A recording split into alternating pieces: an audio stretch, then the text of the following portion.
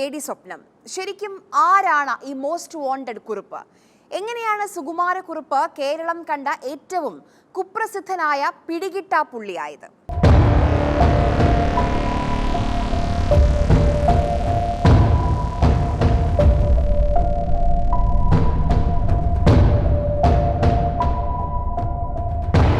സുകുമാരക്കുറുപ്പിന്റെ കുപ്രസിദ്ധമായ ജീവിത കഥ തുടങ്ങുന്നത് അങ്ങ് ചെങ്ങന്നൂരിലാണ്. ചെങ്ങന്നൂർ താണുവേലിൽ ശിവരാമക്കുറുപ്പിന്റെ മകൻ, പേര് ഗോപാലകൃഷ്ണക്കുറുപ്പ്. ചെങ്ങന്നൂർ ക്രിസ്ത്യൻ കോളേജിൽ നിന്ന് പ്രീ ഡിഗ്രി കഴിഞ്ഞയുടൻ ഇന്ത്യൻ ആർമിയുടെ മെഡിക്കൽ കോർപ്സ് വിഭാഗത്തിൽ ചേർന്നു. എയർഫോഴ്സിൽ ചേരുന്നതുവരെ ഗോപാലകൃഷ്ണക്കുറുപ്പ്. ആ ഗോപാലകൃഷ്ണക്കുറുപ്പ് പിന്നെ എങ്ങനെ സുകുമാരക്കുറുപ്പായി? അവിടെയാണ് ആദ്യ ട്വിസ്റ്റ്.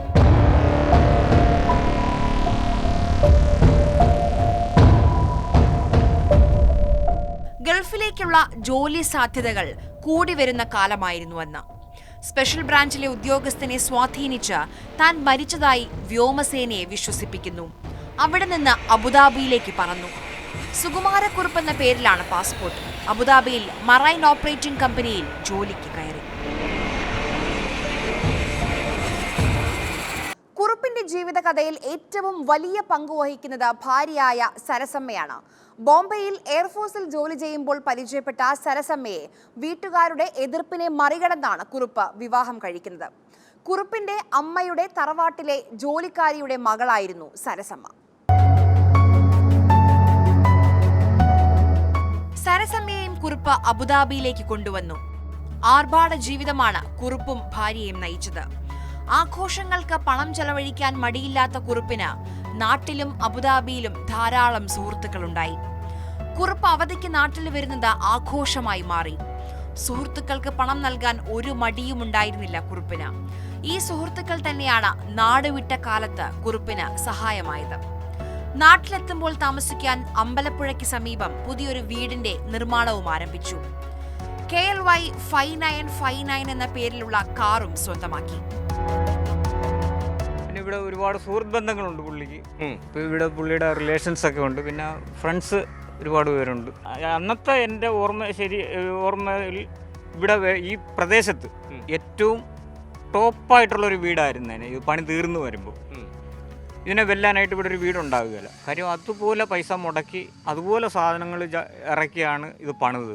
ആ സമയത്ത് കുറുപ്പിനും ഭാര്യ സരസമ്മയ്ക്കും കൂടി ഏകദേശം 500,000 മുകളിൽ ശമ്പളമുണ്ട്. ആ ഇടയ്ക്കാണ് കമ്പനി ജീവനക്കാരെ കൂട്ടത്തോടെ പിരിച്ചുവിടാനുള്ള തീരുമാനമെടുക്കുന്നത്. ആഡംബര ജീവിതം നിൽക്കുമെന്ന ഭയത്തിൽ കുറുപ്പ് മറ്റ് മാർഗങ്ങൾ ആലോചിച്ചു തുടങ്ങി. എങ്ങനെ പെട്ടെന്ന് പണം ഉണ്ടാക്കാം എന്നത് മാത്രമായിരുന്നു പിന്നീടുള്ള കുറുപ്പിന്റെ ആലോചന. ആ സമയത്താണ് ഒരു ഡിറ്റക്റ്റീവ് മാസികയിൽ നിന്ന് ഇൻഷുറൻസ് പണം തട്ടാൻ വേണ്ടി നടത്തുന്ന കൊലപാതകം കുറുപ്പിന്റെ ശ്രദ്ധയിൽപ്പെടുന്നത്. ജർമ്മനിയിൽ ഇൻഷുറൻസ് തുക തട്ടിയെടുക്കാൻ ഒരാളെ കൊന്ന കാറിലിരുത്തി കത്തിച്ച സംഭവമായിരുന്നു അത്. അതിന്റെ ഭാഗമായി 3 ലക്ഷം ദിർഹത്തിന്റെ ഇൻഷുറൻസ് പോളിസി എടുത്തു. അന്നത്തെ കാലത്ത് ഏതാണ്ട് 30 ലക്ഷം രൂപ വരുമായിരുന്നു ഇത്. പിന്നീട് കാര്യങ്ങളെല്ലാം പെട്ടെന്നായിരുന്നു. പക്ഷേ നിയമങ്ങൾ കർക്കശമായ അബുദാബിയിൽ ഇത് നടത്തുക അത്ര എളുപ്പമായിരുന്നില്ല. അതുകൊണ്ട് കുറുപ്പ് മടങ്ങി നാട്ടിലേക്ക്. കൊലപാതകമായിരുന്നില്ല കുറുപ്പ് കണ്ടെത്തിയ ആദ്യ വഴി. മെഡിക്കൽ കോളേജിൽ നിന്ന് കുറുപ്പിന്റെ ശരീരവുമായി സാമ്യമുള്ള ഒരു മൃതദേഹം കണ്ടെത്തുക. അതായിരുന്നു ആദ്യത്തെ പ്ലാൻ. പക്ഷേ ഒത്ത മൃതദേഹം ലഭിച്ചില്ല. പിന്നെ കുറുപ്പിറങ്ങി ഇരയെ തേടി. കൂടെ ഉറ്റ സുഹൃത്തിനെയും കൂട്ടി.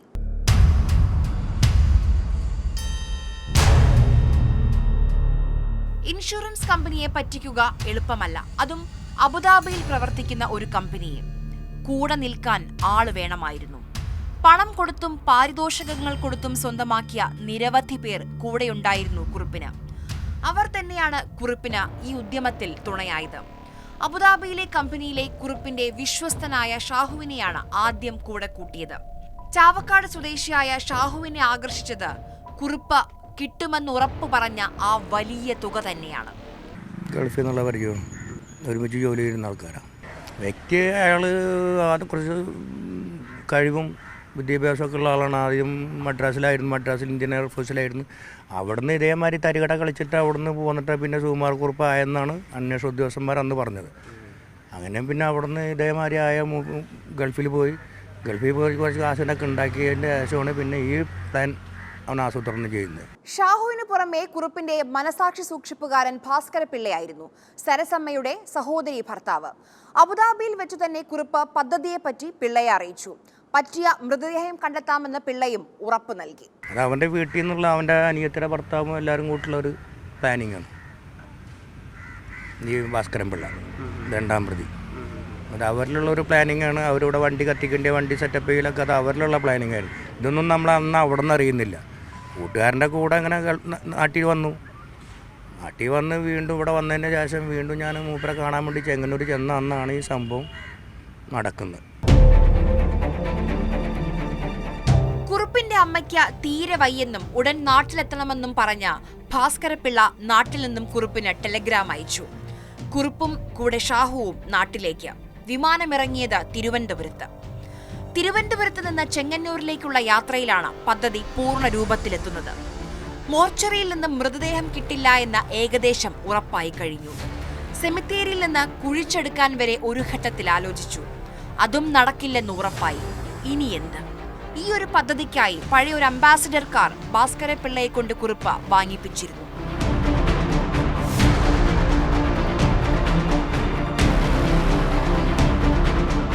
മൃതദേഹം വേണം, അത് നിർബന്ധമാണ്, അല്ലാതെ ഇൻഷുറൻസ് കിട്ടില്ല. അങ്ങനെയാണ് ആരെയെങ്കിലും തട്ടിക്കൊണ്ടുപോയി കൊലപ്പെടുത്താമെന്ന ആശയത്തിലേക്ക് കുറുപ്പും സംഘവും എത്തുന്നത്. ഇതിനായി അവർ ഒരു തീയതിയും തെരഞ്ഞെടുത്തു, ജനുവരി 21. ഞാൻ അന്ന് ഇവിടുന്ന് കൂട്ടുകാരനെ കാണാൻ വേണ്ടി പോയത് അങ്ങോട്ട്. അവിടെ ചെന്ന് നോക്കുമ്പോൾ അവർ ഇങ്ങനെയുള്ള ഒരു മർഡർ കേസിനുള്ള പ്ലാനിങ് ആയിരുന്നു. പക്ഷേ ആ പ്ലാനിങ് അറിയുന്നത് ഞാൻ അവിടെ പോയി കൽപ്പകവാടിയിൽ കയറിയതിൻ്റെ ശേഷമാണ് ഇങ്ങനെയുള്ള പ്ലാനിങ് അറിയുന്നത്. അപ്പോൾ അവരുടെ സംസാരത്തിൽ എനിക്ക് മനസ്സിലാവുന്നു പിന്നെ സുകുമാർ കുറുപ്പിന് സാദൃശ്യമുള്ള ഒരാളാണ്. അതിപ്പോൾ ഞാനായാലും വേണ്ടില്ല, ആരായാലും വേണ്ടില്ല, അങ്ങനെയുള്ള പ്ലാനായിരുന്നു അവരെ. പക്ഷെ അതിൽ നിന്ന് രക്ഷപ്പെടാൻ വേണ്ടിയിട്ടാണ് ഞാൻ അന്ന് ഈ ഒരു സംഭവത്തിന് കൂട്ടുന്നു കൊടുത്തത്.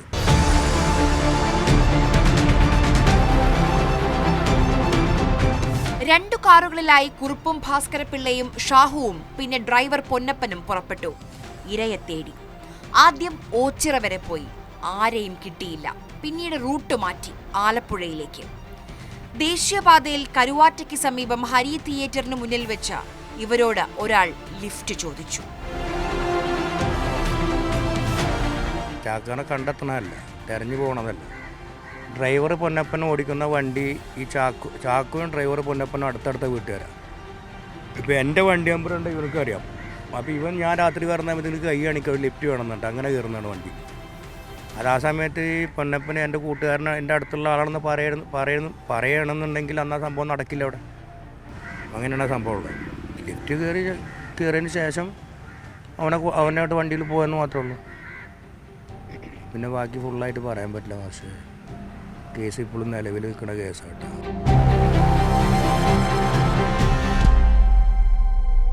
ഇത് തന്നെ ഇരയെന്ന് ഒറ്റയടിക്ക് സംഘം ഉറപ്പിച്ചു.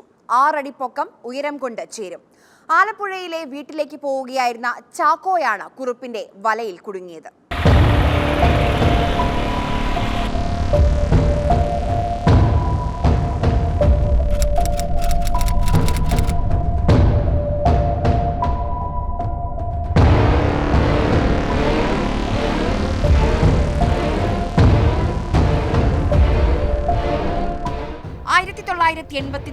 ജനുവരി 22 മാവേലിക്കര ചെങ്ങന്നൂർ റോഡിന് സമീപമുള്ള വയലിൽ ഒരു കാറ് കത്തുന്നത് കണ്ട് സമീപവാസികൾ പോലീസിനെ വിവരമറിയിച്ചു.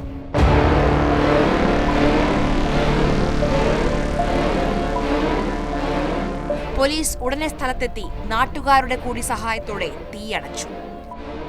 നമ്മുടെ കല്ലിമേൽ വാർഡിലുള്ള 2-3 സുഹൃത്തുക്കൾ പയ്യന്മാരാണ് ഇത് പെട്ടെന്ന് കാണുകയും ഇതുപോലെ കാറ് കത്തുന്നെന്ന് പറഞ്ഞ് കാണുകയും അവരുടൻ തന്നെ ഞങ്ങളുടെയൊക്കെ ഒരു അധ്യാപകനായ രാധാകൃഷ്ണൻ കിഴക്കടത്ത് പറയും, അദ്ദേഹം മരിച്ചുപോയി. അദ്ദേഹത്തിനോട് വന്ന് പറഞ്ഞു, ഏതാണ്ട് 1 മണി 1:30 ഇതുപോലെ ഏതാണ്ട് വണ്ടി പകുതി കൂടുതൽ കത്തിക്കഴിഞ്ഞു. ഉടൻ തന്നെ അവർ രാധാകൃഷ്ണൻ സാറും എല്ലാം കൂടെ പോലീസ് സ്റ്റേഷനിൽ, മാവേലിക്കര പോലീസ് സ്റ്റേഷനിൽ വിളിച്ചറിയിച്ചു. പോലീസുകാർ ഇവിടെ വന്നെങ്കിലും ഒരു പോലീസുകാരനെ ഗാട്ടിട്ടിട്ട് വന്ന പോലീസുകാരങ്ങ് പോയി.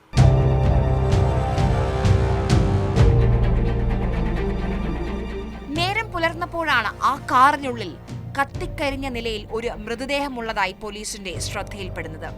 സംഭവസ്ഥലത്തെത്തിയ ഡിവൈഎസ്പി ഹരിദാസിന് ആദ്യം മുതൽ തന്നെ ചില അസ്വാഭാവികതകൾ തോന്നിയിരുന്നു. കുറ്റകൃത്യം നടന്ന പരിസരത്ത് തീപ്പെട്ടിക്കൂടും കയ്യുറയും പെട്രോളിന്റെ നനവും ശ്രദ്ധയിൽപ്പെട്ടു. പിന്നെ വയലിൽ ആരോ ഓടിപ്പോയതുപോലെ കാൽപ്പാടുകളും ഉണ്ടായിരുന്നു. ഗ്ലൗസിൽ നിന്ന് ഒരു മുടിനാര് ലഭിച്ചു. ഭാഗികമായി കത്തിയ നിലയിൽ മൃതദേഹത്തിന്റെ അടിവസ്ത്രവും പോലീസ് സാമ്പിളായി ശേഖരിച്ചു. തുടക്കം മുതൽ തന്നെ കൊലപാതകമാണെന്ന സംശയത്തിലേക്ക് അദ്ദേഹം എത്തി. ഞാൻ അന്ന് ചെങ്ങന്നൂർ ഡിവൈഎസ്പിയുമാണ്. അപ്പോൾ ആ സമയത്ത് കൂടുതലും അന്വേഷണം നടത്തിയിട്ടുള്ള സമയത്താണ് ഇത് കുറിപ്പായിരിക്കാനുള്ള ചെയ്തിരിക്കാനുള്ള സാധ്യത കുറിപ്പാകാൻ ആയിരിക്കാം എന്നുള്ളൊരു തോന്നലുണ്ടായിരുന്നു. അങ്ങനെയാണിത്. അത് സംബന്ധിച്ചുള്ള എവിഡൻസ് ചില ഹിൻസൊക്കെ കിട്ടി. അങ്ങനെ കാർ ഉപയോഗിച്ചിരുന്നത് ഗൾഫുകാരനായ സുകുമാരക്കുറുപ്പാണെന്ന് കണ്ടെത്തി. വിദേശത്ത് ശത്രുക്കളുള്ള സുകുമാരക്കുറുപ്പിനെ അവരിലാരോ കാറിലിട്ട് കത്തിച്ച് കൊലപ്പെടുത്തിയതാകാമെന്ന് ഭാസ്കരപിള്ള പോലീസിന് മൊഴി നൽകി. കത്തിയ കാറിന്റെ ഉടമയും പിള്ളയായിരുന്നല്ലോ.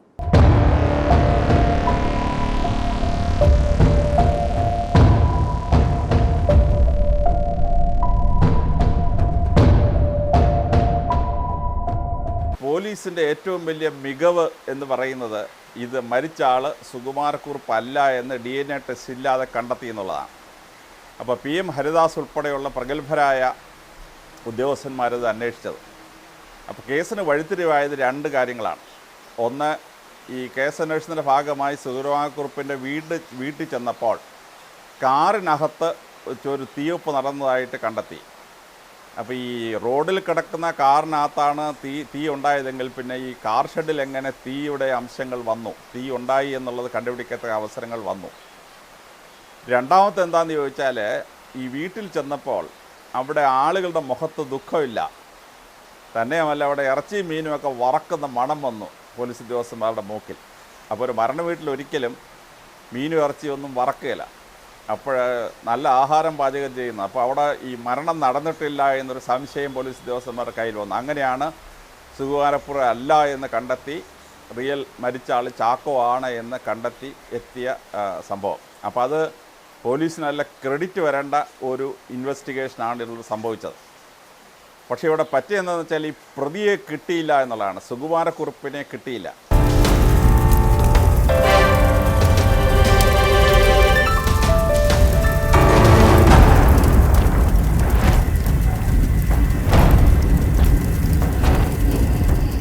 Police surgeon doctor B Umadathan മൃതദേഹം പോസ്റ്റ്മോർട്ടം ചെയ്യാനെത്തി. ആരാണ് മരിച്ചത്? ഉമാദത്തന്റെ ചോദ്യം. സുകുമാരക്കുറുപ്പെന്ന് സംശയിക്കപ്പെടുന്ന ഒരാൾ. ആ സംശയിക്കപ്പെടുന്നയാളെന്ന ഹരിദാസിന്റെ മറുപടി തന്നെ ആശയക്കുഴപ്പത്തിലാക്കിയെന്ന് ഉമാദത്തൻ തന്നെ ആത്മകഥയിൽ പറയുന്നുണ്ട്.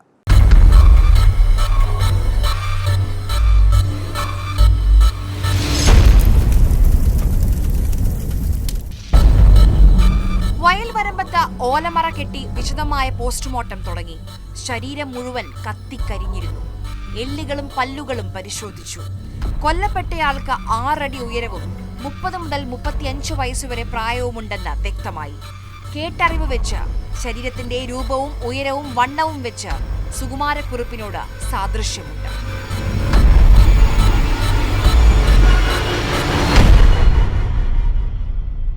കത്തിക്കരിഞ്ഞ ആ ശരീരത്തിൽ മുഴുവൻ പെട്രോൾ പോലെ എന്തോ ഒരു ഇന്ധനം ഒഴുകി തീ പിടിച്ചുവെന്ന് കൃത്യമായി മനസ്സിലാകുമായിരുന്നു. ഓടുന്ന കാറിന് തീ പിടിച്ചാൽ സാധാരണഗതിയിൽ ഡ്രൈവറുടെ ദേഹത്ത് പെട്രോൾ വീഴില്ല. ശ്വാസകോശവും ശ്വാസനാളിയും തുറന്നു പരിശോധിച്ചു. അവിടെ കരിയുടെ അംശവുമില്ല.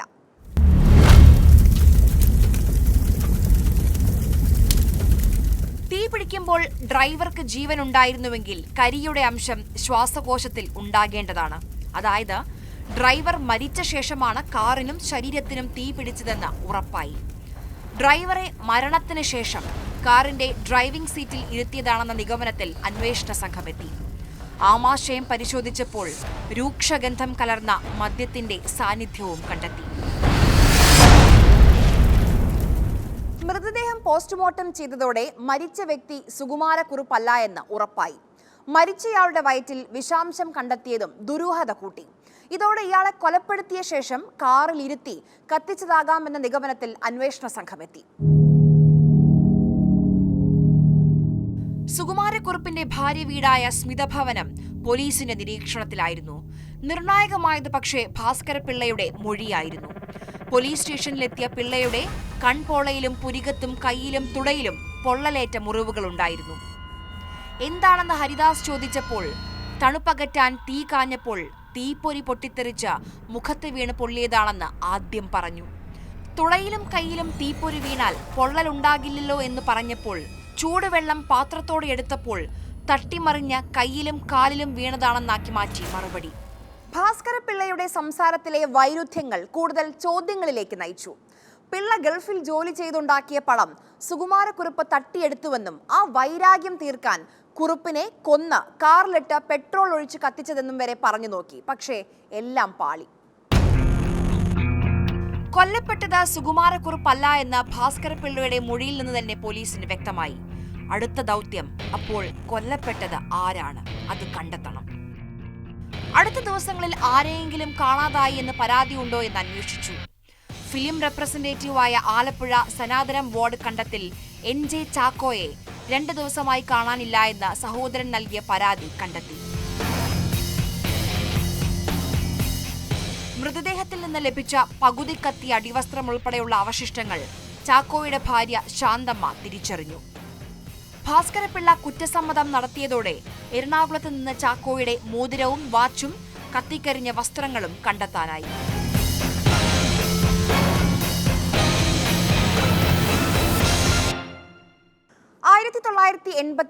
ഫെബ്രുവരി 1 ഉമാദത്തൻ വീണ്ടും റീപോസ്റ്റ്മോർട്ടം നടത്തി. തലയോട്ടി സൂപ്പർ ഇമ്പോസിഷൻ ചെയ്ത് അത് ചാക്കോയുടേതാണെന്ന് തെളിയിച്ചു. അങ്ങനെ സുകുമാരക്കുറുപ്പ് കൊലക്കേസ് ചാക്കോ വധക്കേസായി മാറി. ഭാസ്കരപിള്ള പോലീസ് കസ്റ്റഡിയിൽ സത്യം തുറന്നു പറയുമ്പോൾ കുറുപ്പ് ആലുവയിലെ അലങ്കാർ ലോഡ്ജിലുണ്ടായിരുന്നു. അന്വേഷണം പിന്നീട് ദ്രുതഗതിയിലായിരുന്നു. പൊന്നപ്പനും ഷാഹുവും പോലീസ് പിടിയിലായി. കുറുപ്പ് മദ്രാസിലേക്ക് കടന്നു. അവിടെ നിന്ന് പണം സംഘടിപ്പിച്ച് ഭൂട്ടാനിലേക്ക് കടക്കാൻ ശ്രമിച്ചു. അത് നടന്നില്ല. പിന്നീട് മധ്യപ്രദേശിലേക്ക്, അവിടെ നിന്ന് ബോംബെയിൽ നിന്ന് വീട്ടിലേക്ക് ഒരു കത്തും അയച്ചു. പഞ്ചാബിലേക്ക് ജോലി തേടി പോകുന്നുവെന്നായിരുന്നു കത്തിലെ വിവരം. കേരളത്തിലെ ഏറ്റവും കുപ്രസിദ്ധമായ കേസിലെ ആ കുറ്റവാളി ഇന്ന് ജീവനോടെ ഉണ്ടാകുമോ? 2018 ഏറ്റവും ഒടുവിലായി അന്വേഷണ സംഘം സുകുമാരക്കുറുപ്പാണെന്ന സംശയത്തോടെ ഒരാളെ പിന്തുടർന്നത്. കുറുപ്പിനെ പലരും പലയിടത്തും കണ്ടതായി പറഞ്ഞിട്ടുണ്ട്. ചില പോലീസ് ഉദ്യോഗസ്ഥർ തന്നെ സുകുമാരക്കുറുപ്പിനെ സൗദിയിലെ ഒരു മതകേന്ദ്രത്തിൽ കണ്ടുവെന്ന് പറഞ്ഞു. ക്രൈംബ്രാഞ്ച് അന്വേഷണവും ആരംഭിച്ചു. സംശയിക്കുന്ന ഒരു ഫോൺ നമ്പറും കണ്ടെത്തി. കുറുപ്പിന്റെ ബന്ധുക്കൾക്ക് സൗദിയിൽ നിന്നുള്ള ഈ നമ്പറിൽ നിന്ന് ഫോൺ വിളികൾ വരുന്നതായി കണ്ടെത്തി. സൗദിയിലേക്ക് പോകാൻ അന്വേഷണ സംഘം തയ്യാറെടുത്തു.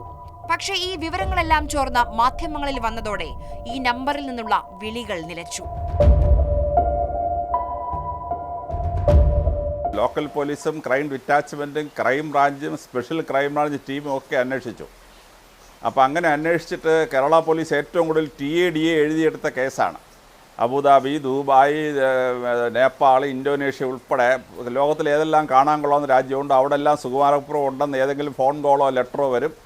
അത് അന്വേഷിക്കാൻ വേണ്ടി പോലീസിൻ്റെ 2-3 ഓഫീസർമാരങ്ങ് പോകും. അങ്ങനെ ലോകം മുഴുവൻ പോലീസിനെ കാണിച്ച ഒരു കേസും കൂടിയാണ് രസകരമായിട്ട് പറഞ്ഞാൽ.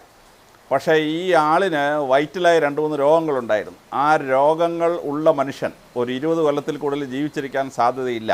അപ്പോൾ കൃത്യമായി നമുക്കൊരു ഊഹം എടുക്കാൻ പറ്റുന്നത് ഈ മനുഷ്യൻ വളരെ സീരിയസ് ആയ രോഗമുണ്ടായി ഭോപ്പാലിൽ ആശുപത്രിയിൽ അഡ്മിറ്റായി.